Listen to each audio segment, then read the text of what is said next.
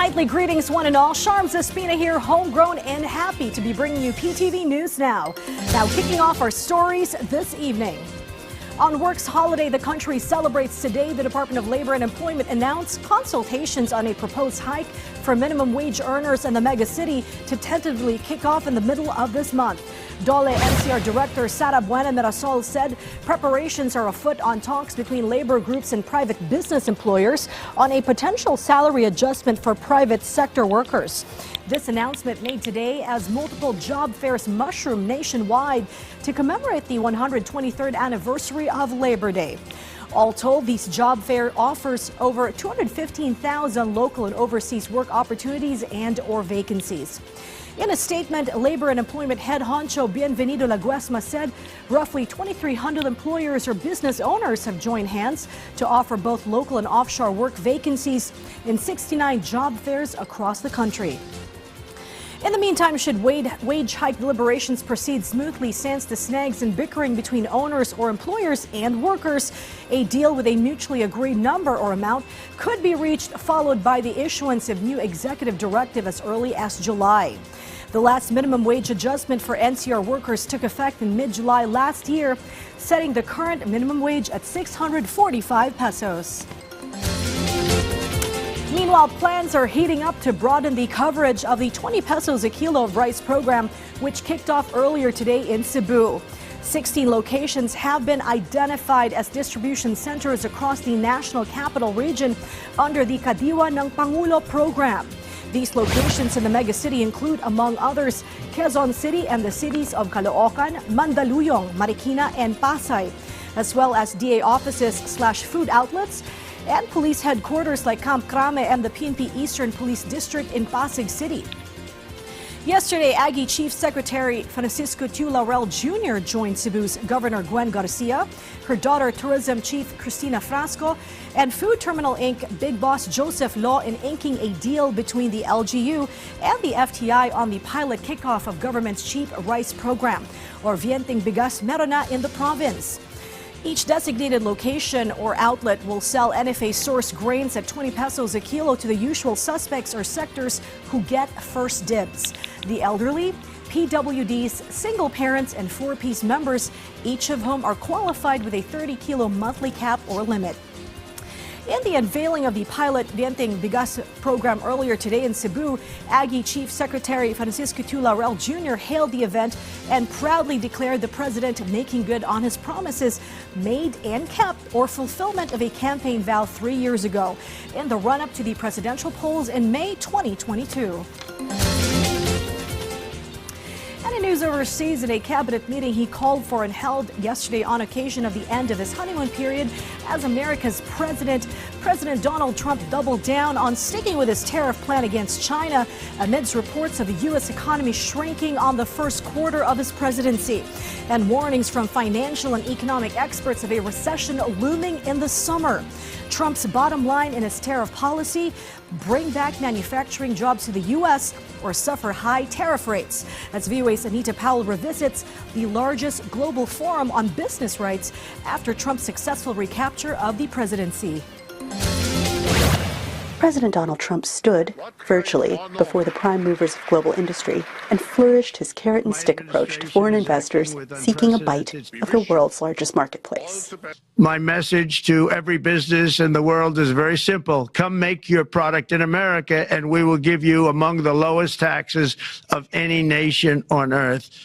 But if you don't make your product in America, which is your prerogative, then very simply you will have to pay a tariff.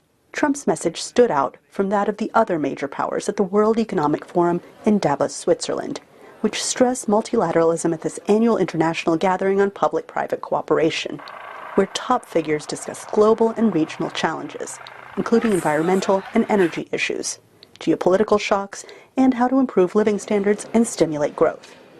Trump called for a fair relationship with the world's second biggest economy, China. Economic globalization is a result of social progress and technological advances, and it cannot be stopped. Protectionism does not solve problems, help no one. We should take every chance to guide exploration and move it toward a better stage that is more vibrant, inclusive, and sustainable. Analysts explain the logic behind Trump's onstage commitment to guarantee supplies of liquefied natural gas to Europe, a move some of them worry could push prices higher for Americans. Eliminating European dependence on Russian oil and natural gas is a really important foreign policy objective for the president.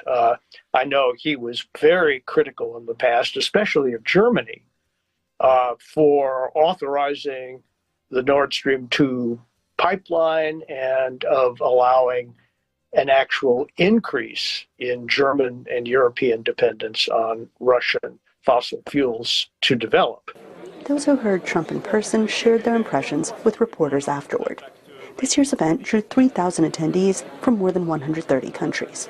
Well, I think that what we Europeans should take out of this is that we should strengthen our work to consolidate economic growth. It shows one reason why he won the election, which is he speaks forcefully. You may not agree with everything, but he speaks with a great deal of force. It's a vision solely centered on an American vision. There is nothing about the rest of the world. Discussions about some of the world's most pressing issues continued through Friday in this tiny town in the Swiss Alps. Anita Powell, VOA News, Washington. At this moment, my colleague in PTV's Baguio City studios is all set to get us up to speed on what's hot and happening in the Cordilleras. Audrey? Naimbag Arabi, kaspasot pa lang iti selebrasyon ti may ka-123rd a Labor Day na ilukat ti Kadiwa ng Pangulo para sa manggagawa iti Malcolm Square, Baguio City. Jaya dito'y dagiti lokal a produkto dagiti micro, small, medium enterprises iti Cordillera kas iti traditional attires, crochet products, locally produced adiro, kankanan, wine, jam, kan turmeric. Nailukat dito'y itangaal daw kan agbayag agingga inton May 4. Mabalin matabista ang ti lugar iti alas 8 ti agsapa agingga alas 6 ti malang. Iti dadumapayadamag maitunos iti mandato ti DTI nagrikos da iti Mountain Province para iti price monitoring activities kadagiti basic necessities and prime commodities kadagiti kangrunana trading areas iti probinsya. Ti aktibidad ket pasat ti mandato ti ahensya tapno maprotektaran dagiti consumers manipod kadagiti saan apatas nga aramid ti panagtagilako ken tapno masigurado a dagiti basic commodities ket mailako iti nainkalintegan na presyo.